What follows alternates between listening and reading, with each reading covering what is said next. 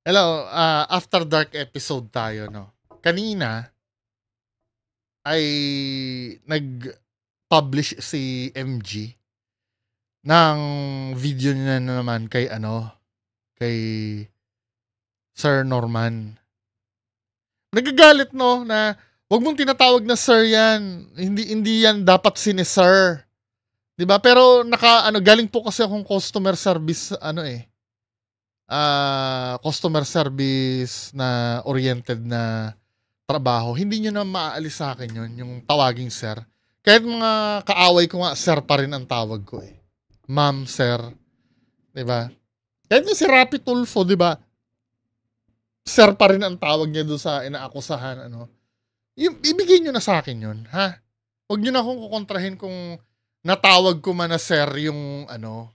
Yes, meron kayong paniniwala na hindi dapat tinatawag na sir, pero nakaugalian ko na kasi yun dahil ilang taon din ako nagtrabaho sa customer service. Hindi nyo na maaalis sa akin yun. Pinapaunawa ko lang, ha? I'm so sorry kung hindi ko mapapagbigyan yung sabi nyo sa akin na wag ko nang tawaging sir. Nahihirapan kasi ako eh.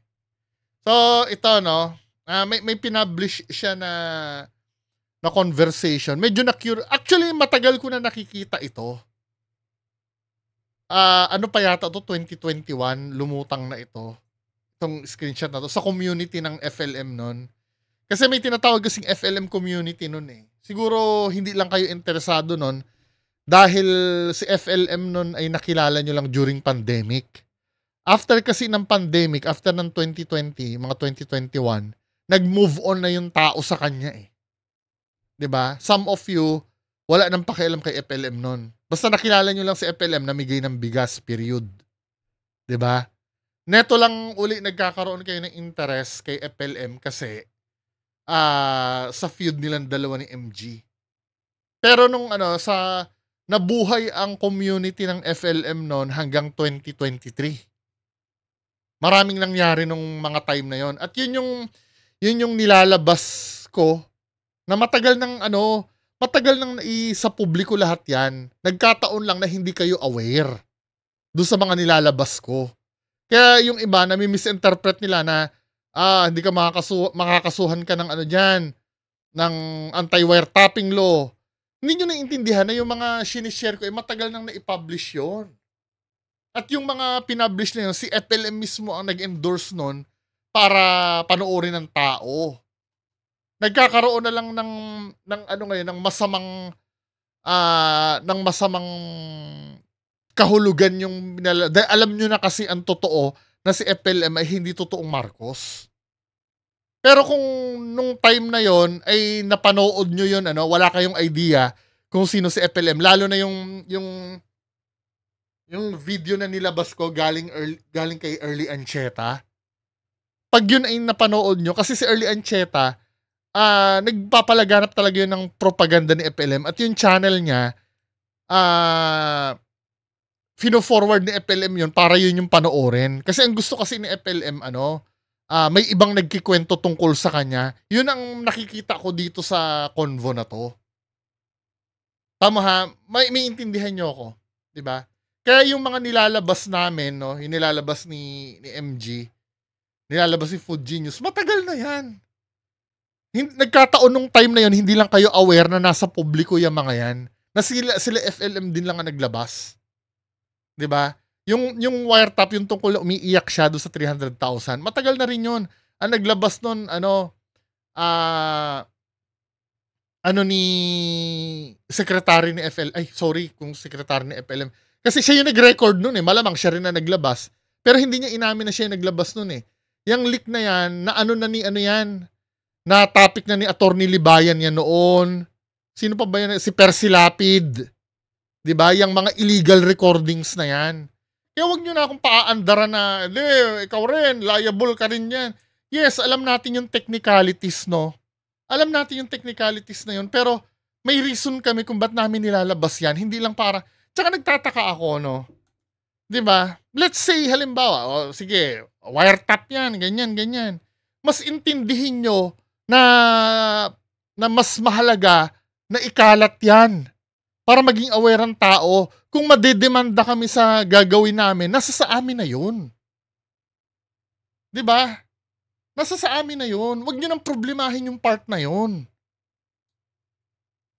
Kasi ang problema, pati kami inaaway nyo. Katulad nun, may nag-away dun sa comment section ko na, hindi, yan ay wiretap, yan ay walang permiso nilabas mo. Who the fuck cares? Mismong si FLM nga hindi nagdidemanda nung nilabas yung mga yan eh. Ngayon, sa di malamang dahil kung mademanda kami, edi demanda kami. Magdudusa kami sa kulungan, yun lang yun. Pero, aawayin nyo kami dahil sa technicalities? Di ba, I who the fuck cares kung illegal na record yun nilabas? Pero maraming salamat sa concern, no? Baka mademanda ka, ganyan. Maraming salamat po sa concern. Pero, hayaan nyo kami. Mas importanteng malaman ng tao yung totoo. Mapanood nyo, malaman ng tao ngayon, kung ididemanda ko, ididemanda kami. Who the fuck cares? Kasi anong nangyayari, ine-explain na legal yan. Kasi yung channel na pinagkuhanan ko niyan ay galing sa partido nila na in-endorse din ni FLM. Hindi siya private talaga. Parang sinasadya ni FLM kasing kumalat yan eh. Dahil yan yung nagpapatunay di umano na siya ay tunay na Marcos. Pabor sa kanya yan, ang kinakalat niya yan. May mga evidence naman kami na siya yung nag-endorse niyan kay Early Ancheta. Pati panoorin yung channel niyan. Kahit mga supporters ni FLM noon, inuutusan niya rin na endorse yan eh. Ano ba? Ngayon, ayaw nyo naman pakinggan yung explanation. Ay hindi, liable ka pa rin. Liable ka. Ano ngayon? Who the fuck cares? Diba? Who the fuck cares? Ang importante yung information na binabato. Diyos ko, mga kababayan ko, hindi ko naiintindihan, no? Bakit ina-antagonize nyo yung mga nagsasabi ng totoo? Granting, no? Pero not accepting. Granting na sa illegal na kuha yung recording. O ano ngayon? Makukulong kami dahil nilabas namin yun. O ano ngayon? Hindi ko naiintindihan. Binibigyan na nga kayo ng advantage na malaman nyo kahit i-risk namin yung sarili namin. Tapos magbibigdilin nyo yun, men? Ano ba? Yung mismong pinagkuhanan nga ng audio recording na yun, ang tagal-tagal na yan, hindi nagdedemanda, tapos kayo mang-aaway pa kayo? Di ba? Anyway, magpatuloy natin to. No? Katulad nito. Yung ilalabas ni Makagago na yan, private conversation yan. So, nasa public na ngayon, tatalakayin naman natin ngayon. Di ba? Isang tabi na natin yung technicalities na yan. Doon tayo sa mismong ng punto ng information. Di ba? Ito yung napansin ko dito. At tibay talaga ni Bossing Norman. Mga 7 PM na po. I see. Wait, ha? Saan ba nag-start ito? Ito yung conversation. Ito yung kinalat ni Food Genius. Pero kung saan nilabas nito? Pero actually, hindi si Food Genius na nagkalat niya. Nakuha niya sa iba yan eh. Meron pang isang page dati, yung TikTik. TikTik ang page eh. Na naglalabas din ng tungkol. Bibigyan ko kayo ng isang ng isa pang video na nilabas ni TikTik. Wag na nga lang. Sasabihin na naman, wiretap, illegal yan nakuha. Mga kababayan natin, hindi maintindihan kung gusto nyo malaman yung totoo o hindi. Diba? Anyway, ito na lang muna. Saka na lang yon. Conversation ni Gusgusi noon sa isang babae. What time ka nakauwi? Di na. Daming kailangan pirmahan dito sa office. Oh, grabe! At tibay talaga ni Bossing Norman. Mga 7 PM na po. I see. Sama ka ulit? Ikaw kasi umuwi ka kagad? Aalis ako ulit. Kasi biyahe si Busy sa Singapore. Huwag mong ipaalam, Club. Si Ma'am Mayo ba yung ano, yung tinutukoy niya? Nakasama ko kayo. Baka may mainggit. Oo. Oo. Eh, di ba boss? Marami naman nakakaalam na may sinama kang babae. Kanino kaya ako may pictures? Marami nga pero di nila alam kung sino. Oo. Oo. Baka isipin pa may nangyari sa atin. Oo.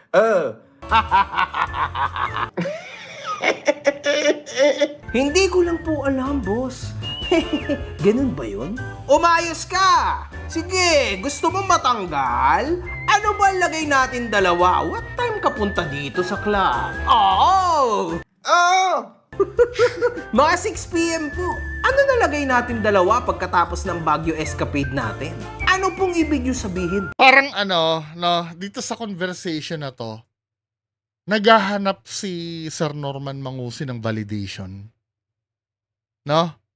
Parang hinahanap niya yung parang ang astig nyo nga boss eh. Oo nga po boss eh. Talagang ano, nag-enjoy po ako dahil sa kagagawan nyo.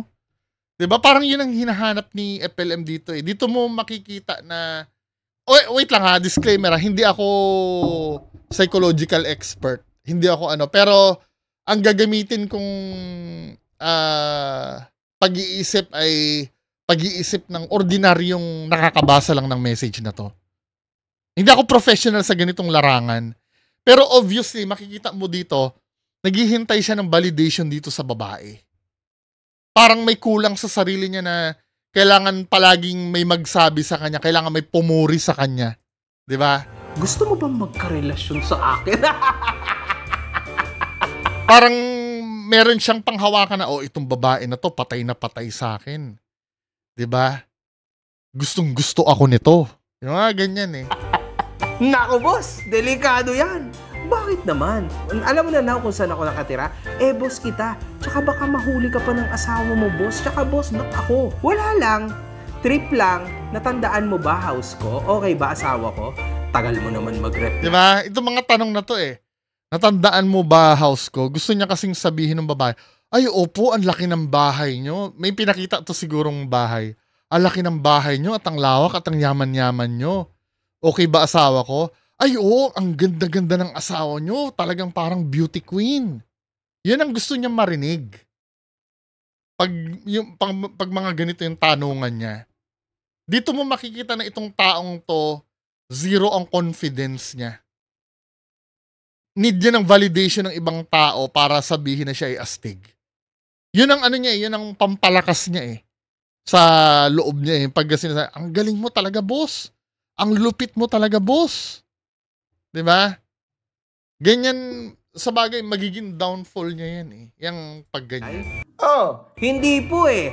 Nagloloko po kasi yung net dito. Bakit? Tama, parang sisinya, ba't di mo natandaan? Eh, pinakita ko na nga sa'yo, dapat purihin mo ko. Eh, first time ko pong pumunta sa lugar na yun, boss eh. Akala asawa ko nagpunta ko Ilocos. Di niya alam na Baguio lang. I see. Okay ba asawa ko? Nakita mo na ba? Okay, nawalan nga ako. Inulit niya uli, no? Ako nga po sa Di ba? Okay ba asawa ko? Nakita mo na ba? Parang sinasabi niya, di ba? Hindi basta-basta ang asawa ko, di ba? Nakuha ko yan ng ano, hindi siya basta-basta. Tapos ang feedback lang ng babae, nakita ko nga po sa FB, maganda naman boss. Ganun po ba? FB, maganda naman, boss. Ganun po ba? Lagot ka sa misis ko. Pag nalaman kasama ka sa Baguio, kasama pa kita sa kwarto. Oh. Uy. Hala, bakit ako? Labas ako dyan, boss. Kasama nga ba kita sa kwarto? Kita tayo now?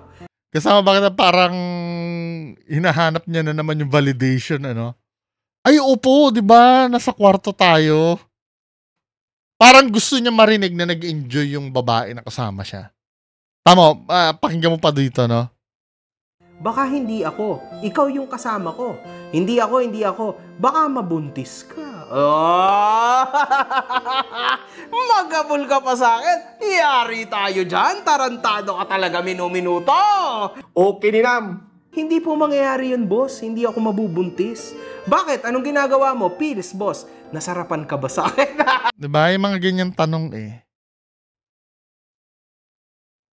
Kaya halata mong wala siyang confidence.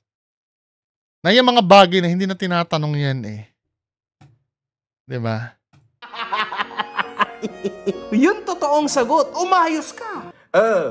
Yun totoong sagot mo, nasarapan ka ba sa akin? Medyo. Bakit medyo lang? 3 beses nga. Pag ito ko boss hala, 1 time lang. Baka mamaya, Amo, 3 beses to sabi niya 1 time lang pala. mo na may nangyari sa atin. Amo ha, baka mamaya i-deny mo na may nangyari sa atin ha. Nililihim mo yan. Dahil lumalabas na kabit mo yan dahil minimension kang asawa mo eh. Bakit magagalit ka na i-deny ka niyan? Kasi dahil sa kayabangan niya, ang gusto niya mangyari, ipamalita ng babae na nabembang siya ni FLM.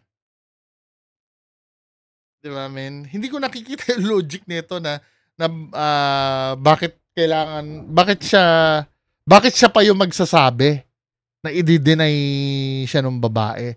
Na kung tutuusin, kung kalokohan yung ginagawa mo, mas gugustuhin mong i-deny ng babae yun eh. Di ba? Pero yun ay, sa pagiging macho niya yun. Huwag ka na magpagamit. Hala, bakit naman, boss? Hindi kaya ako magkakasakit sa'yo? Dapat pala nag-condom ako. Boss, wala naman ako sakit, no? Mas masarap sa'yo si Rufa. Tangina, si Rufa yon. Ewan ko, boss, bakit hindi mo itry? Baka magselos ka kasi, kaya di ko na tinry. Oy, boss, hindi Yun ang ano niya eh. Yung sinabi niya na mas masarap sa'yo si Rufa. Ang gusto niya siguro sabihin ng babae, akala ko ba ako lang? 'Di ba? Akala ko ba ako lang? Sinabi ng babae, ewan ko boss, ba't di mo i-try? I-try. Baka magselos ka kasi. Magselos ka kasi, kaya di ko na tinry. Oy, boss, hindi Oy, may tama na siya sa akin. Lagot ka, binidyo ko yung nangyari sa atin. May sex scandal ka. Paano ba yan? Hala, wala, boss Huwag ganun, boss. Kasi baka i-deny mo na nag-sex tayo. Ganun. Hindi ko nakukuha yan eh. Yung bakit kailangan tumatak sa isip ng babae na nag-sex kayo. Na kung tutuusin, sa isang tunay na may asawa na, parang dapat hanggat maaari itatago mo yan, di ba? Sa macho appearance niya ito eh. Kaya lang hindi siya sinasakyan ng babae. Umayos ka. May nangyari sa atin o wala? Yung totoo. Di ba? Parang pinipilit niya yung babae na magsabi. Bakit, boss? Hindi mo ba alam? Siyempre, masarap madinig ulit yung totoo. Di ba? Siya na rin nagsabi eh, masarap madinig ulit yung totoo. Kasi nag-i-enjoy siya dun eh. Kapag merong isang babae na talagang umano sa kanya. Tapos, parang may psychological something to si FLM eh. Di mo? Meron. Sabi gano'n ng babae. Ilang beses. Parang ipapa-enumerate niya, di ba? Meron. Ilang beses. Isa lang po, di ba? Isa lang nga. Anong araw nga tayo nag-sex at anong oras nga yaon? Hindi ko na po matandaan, boss. Isipin mo mabuti. May premyo ka sa akin. Pag naisip mo, bakit, boss? Importante ba talaga yon? Diba? Kahit yung babae din, nagtataka din eh. Kahit ako din eh. Hindi ko nagigets ano bang kaimportantehan nun. Ano yun? Maliligayahan ka dahil may nag-acknowledge dun sa... Dahil hindi mo akalain sa buong buhay mo na mangyayari sa'yo yun. Kaya proud na proud ka, may nag-acknowledge. Kahit ako hindi ko nakakakita ng importansya yun eh. May premyo ka sa akin. Pag naisip mo, bakit, boss? Importante ba talaga yun? Para may premyo ka. Siyempre, importante yun dahil baka mamaya, hindi. Gabi yun, boss. Anong araw? Tuesday, boss. Okay, may tip ka sa akin mamaya. Magkanong gusto mo? Hindi naman totoo yan eh. Bakit? Wala lang po. Kung di mo ako, boss, papayag ka kaya... Halatang alam na rin ng babae yung kalakaran eh, no? May premyo ka sa akin, magkano gusto mo? Hindi naman totoo yan. Hindi naman totoo yan eh. Bakit? Wala lang po. Kung di mo ako, boss, papayag ka kaya, totoo, bibigyan kita, magkano gusto mo, papayag saan po, na makipag-sex sa akin. Trabaho lang naman po, di ba nating personal? Kaya papayag po ako. Saan sila nagpunta nun? Dapat maging proud ka niyan kasi... Di ba? Yan ang gusto niyang mangyari. Merong proud na nakasex siya.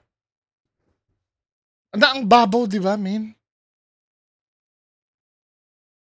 Inakit mo kasi ako, kaya may nangyari sa atin. Hindi ka ba nahihiya na alam nila na may nangyari sa Nakasex atin? mo ang boss mo. Inakit mo kasi ako, kaya may nangyari sa atin. Hindi ka ba nahihiya na alam nila? Hindi ko alam yung ano nito eh. Ano ba yung gusto niyang palabasin talaga? Na ang gusto niyang palabasin, patay na patay sa kanya yung babae. Parang sinasayko niya yung babae eh. Para yun ang lumabas sa usapan nila eh. Na gustong-gusto ng babae, patay na patay Ano siya. nangyari sa atin? Sanay na po ako. Inakit mo kasi ako. Kung di ka naghubad, walang mangyayari sa atin. Anyway, nag-enjoy ako. Oo. Hindi naman po kita inakit, boss. Bakit may nangyari sa atin? Ang galing mo pala sa kama. Natutulog nga po ako eh. Bigla mo po akong ginising. Sabi ko sa'yo nung ginising kita. Kung gusto kong malahian ng Marcos. Bakit ka nag-pills kung gusto mong malahian ng Marcos? Sabi ko sa'yo, ayoko ng Marcos. Bakit ka pumayag? Gusto mo din, type mo ko, no? Grabe! Napakatindi pong liver lover boy nito. Kaso Parang pinipilit niya, palalabasin niya, alam mo yun, parang nga magkaroon ng validation na, liver nasa kasatibay talaga. Idol! Tuling-tuli ka talaga! O, para sa akin, Hindi kita yung minuto. kita ng 27. Napakasi number ni Gusgusin. yun na ba yun? So yun lang, no? Makikita natin sa conversation na talagang gustong-gusto niya, napupuri siya. Gusto niyang siya yung matindi. Medyo matindi yung ano niya, yung pangangailangan niya sa ganung bagay. Kasi kung tutuusin, kung totoong mayaman ka, tama yung sinabi ng babae eh. Hindi importante yung mga ganung bagay. Kasi nga trabaho nga niya yun, di ba? Well, ano sa tingin nyo, no? Comment kayo nga sa baba. Wala lang, napansin ko lang kanina yan nung ako. Nung nanonood daw kay MG. Anyway, yan lang po muna. Magandang umaga sa inyo lahat. Bye-bye.